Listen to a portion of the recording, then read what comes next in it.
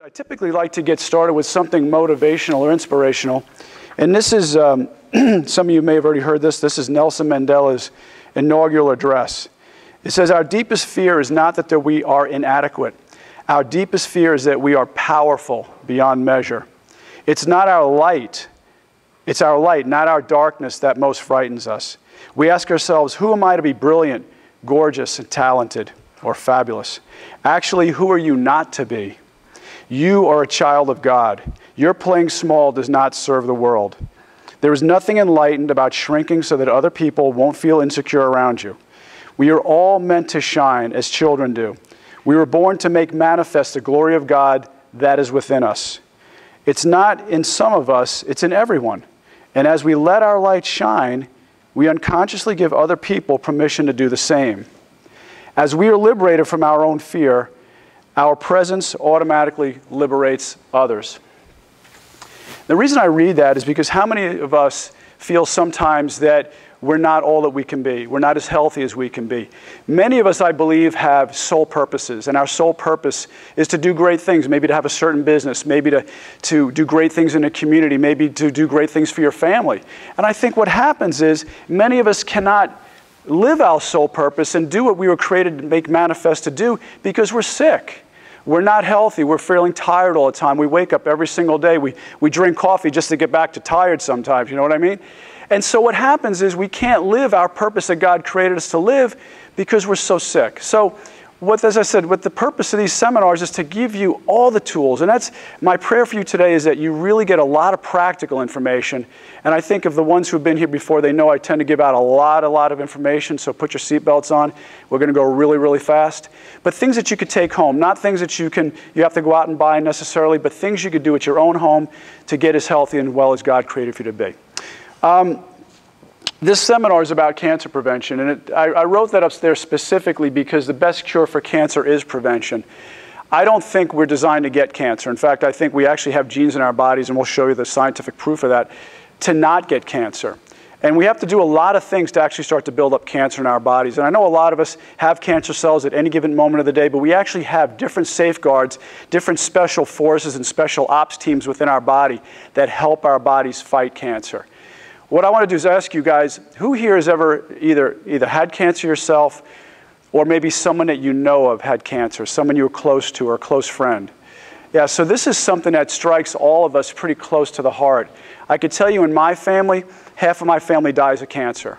When I was 26 years old, my dad made that, it was the worst phone call you can make. It was not the 3 o'clock in the morning phone call, it was actually 3 in the afternoon.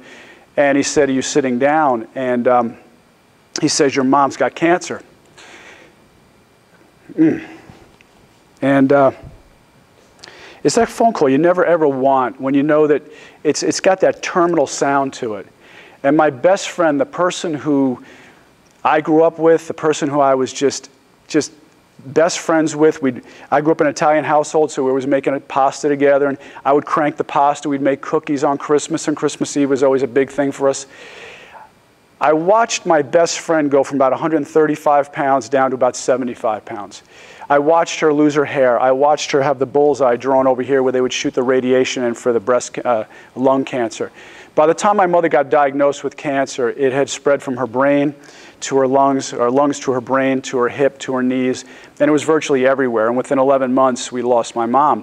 And there was actually some times there where it looked like she might make it, where she just had that hope, where things seemed to go well, where all of a sudden the doctors would do some tests and they'd say it looked really good.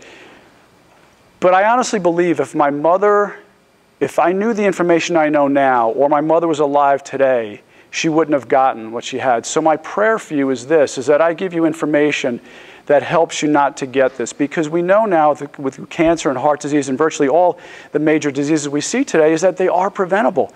We can prevent these diseases. We don't have to get them if you know the right tools. And as we always tell our patients in the office, if you follow the natural laws of how the body works, health and wellness is a natural outcome. But if you break the laws of how your body works, then sicknesses and disease is the outcome. And it's not like, as you say in our office, God looks the other way. You can't break the natural laws of how the body works and be healthy and well. So hopefully this seminar is going to give you a lot of practical tips. And one thing I don't want to do is I'm not here to tell you don't do this or don't do that necessarily. I want to give you an alternative because I think you're never given alternatives. You're never given the other side, the more natural side of what there is to do, because I think what happens is when you get the diagnosis or your friend gets the diagnosis, immediately you go into panic mode and immediately a lot of logic and rational thought shuts down and you immediately fall into whatever advice you're given. Does that sound familiar? Yeah, and that's scary because who would agree with me that your health is your most important asset, right? It's not until you lose your health do you realize how precious it is, right? And when you put your health in someone else's hands, how many would agree that's not a good position to be in? Yeah. You don't want to be in the hands of an insurance company or your doctor or worse yet, the pharmaceutical companies, right? You want it to be in your hands. So my goal for you tonight, my prayer for you tonight is to put it in your hands. I want the power to be with you because when I get done, hopefully what you'll see we'll talk about tonight will make logical sense. And you'll go, you know what? That's it right there. That's the answer I've been looking for. And hopefully, if I save one life tonight, my job's done. And I'm already looking around the room. All right. So let's get started. Just some statistics about cancer, and we're going to blow through this. 2015 estimates 1.6 million new cases of cancer will be diagnosed in the United States. And first thing I want to say about cancer, by the way, is do you guys really get that this is not as big a disease in other countries? Do you get that not as many countries have the disease statistics that we have here? So despite the fact that we're the richest, most industrialized country on planet Earth, we have more testing, more doctors, more hospitals, more everything, that we have less success when it comes to health in other countries. In fact, we're the most diseased developed country in the world. Do you know that? Yeah. Yet, 589,000 will die. Approximately 39.6% of all Americans, men and women, will be diagnosed with cancer at some point in their lives. 2014 estimate, 15,780 children ages 0 to 19, so I guess that means children that are less than a year old, were diagnosed with cancer, and 1,960 die of this disease. I don't think any child should ever get cancer. I mean, that just tears my heart up. I have 5 children, so to me, when a child gets a disease or gets cancer or anything like that, it just tears me up. National expenditures for cancer in the United States are totaled at nearly 1.25 billion and can reach 156 billion in 2020. So this is moving fast. And how many people would agree with me? You know, Nixon declared a war on cancer back in 1971. How many people think we're winning the war on cancer right now? Yeah, no hands. How many people think we're losing the war? Yeah, everybody, right? So cancer in the last 50 years or so, 30, 40, 50 years, who would say it's gone up? Yeah, it's going up. So despite the fact that we're throwing more drugs, more surgeries, more tests at this problem, we could all agree that it's not getting any better. Now, yes, there are certain cases of cancer, certain types of cancer that get better results than others, but we all agree that overall, cancer is not going down? Yeah, okay. This is something I find interesting because many times patients will come to me because we see patients with cancer, and I'll tell you one thing that I'm very proud of in our office.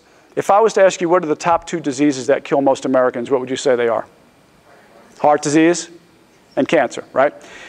In 24 years of practice, I've never lost one patient to heart disease. Never one. Never lost one patient to cancer. Not one. And I really think it's because of what we teach our patients to do. We give them better options than what you're seeing outside these doors. Every time you turn on a TV, you're seeing propaganda. You're being brainwashed by different things. You know that, right? Every time you turn on the news, different things are brought out through the news channels. So as I said, this is to give you a different perspective on things because the reality is we all have cancer inside of us right now. I've got cancer inside of me right now. You all have cancer. Everybody's going to go through about 7 bouts of cancer in their lifetime. But the reality is you'll never know about it because your body's been fighting it off each and every time. Our body has the ability to do that. So any given moment, 4 to 10 billion cancer cells exist within your body. So when a patient comes to me and they say, my friend just got diagnosed with cancer, I usually say to myself, I don't necessarily tell this to the patient, I say your friend's had cancer all along. It's just finally shown up. Cancer is usually the end result of an end-stage phenomenon. When the body's finally broken down so much, when it's giving you signs, and some of them might not have been the sign of cancer, it might have been another sign, when it's finally broken down so much, that's when you're finally going to see the signs of cancer. Because how many times do we hear someone say, well, my friend just had a heart attack or died of a heart attack, God forbid. Is it typically when the heart's been blocked at like 12% or 42% or even 88%? No, what is it usually blocked at? 100%, 98, 99. And I'm thinking, how does your friend's body even function with that much blockage? The same way we can function with cancer cells in our body and not even know about it. We hear people sometimes say, my friend just went to the doctor. She had a little bit, in fact, I heard this today, had a little bit of stomach pain. Goes to the doctor, stage 4 colon cancer. Just started with a little bit of stomach pain. That was it. So it's in our bodies before we even know it.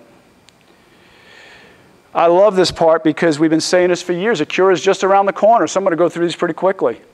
We can look forward to something like penicillin for cancer, and I hope within the next decade. Sloan Kettering Center, 1953. There is for the first time a scent of victory in the air. Reader's Digest article, 1957. We are so close to a cure for cancer, we only lack the will and the kind of money that went into putting a man on the moon. American Cancer Society, 1969. With $1 billion for 10 years, we can lick cancer. Director of the MD Anderson Hospital Tumor Institute, 1969. Cancer deaths will be cut in half by the year 2000. And I love this one. We're going to lick cancer by 2015. Well, here we are, 2015. How are we doing? Cancer's been licking us. All right, cancer's been beating us down pretty bad. This is some statistics on cancer also. The illusion of a cure. They like to mess with the numbers with this because cancer is the only disease that you could actually survive and then die from. Have you heard of that? It's the only disease you could actually be cured of and then die from. Now, what do I mean by that? The survival rate for cancer, as they say, the cure, is 5 years. If you make it to 5 years and 4 months, you were cured of it, but you still died of it. Does that make sense? But that's the reality. You might make it 6 years. Well, you were cured of it, but you still died of it. And the numbers game here, what that means is this. Say Bill, in the old days, would have made it to 70. Say he got diagnosed at 70 with cancer, or died at 70 with cancer, but yet he was diagnosed at 65. Now we have the best procedures, tests, and so on, that he might get diagnosed at 60 now, but still die at 70. Does it make sense? So he's still dying at the same age. But because they found it sooner, they can make the claim that the survival rate is longer. I see head shaking. Yes, you know this. That's how they mess with the numbers and say they're doing so much better. Because when they say the survival rate is longer, it's only because they found it sooner, but the person still died the same time they would have died from it. So to me, that's just fudging the numbers. You're really not getting a better rate. And I'll tell you what, I watched my mother suffer with that. And how many people have seen someone go through chemo? It ravages the body. It's like a nuclear blast to the body. And their only hope is that the fast-growing cells, which are cancer cells, are going to die faster than your normal cells. And maybe we'll have more normal cells left over, and then we can rebuild the body. They used to take my mom and just jack her up with steroids and then tear her down with the chemo, and jack her up with steroids and tear her down with the chemo. It was horrifying. And to see someone go through that, I would never go through that at this point. And that's why I don't wish that on anybody. These are some interesting numbers here too. How many people would just like to add, for the mere cost of $188,000, breast cancer drug, $188,000, the cost of a course of a new drug, Perjeta, when combined with Herceptin. This will give you about 6 more months. So $188,000 for 6 more months. How about $120,000 for that skin cancer drug up top? A mere bargain there. It's about $60,000 less. To add 4 more months to your life. Or, you know, you can go for the prostate cancer one, $93,000, to add 4 more months. Or how about this $15K at the bottom? That seems pretty reasonable. Well, that'll add 14 to 16 days. So not only is this just not good quality of life, it's way too expensive. Way too expensive. So we can't live this way. We need a better answer.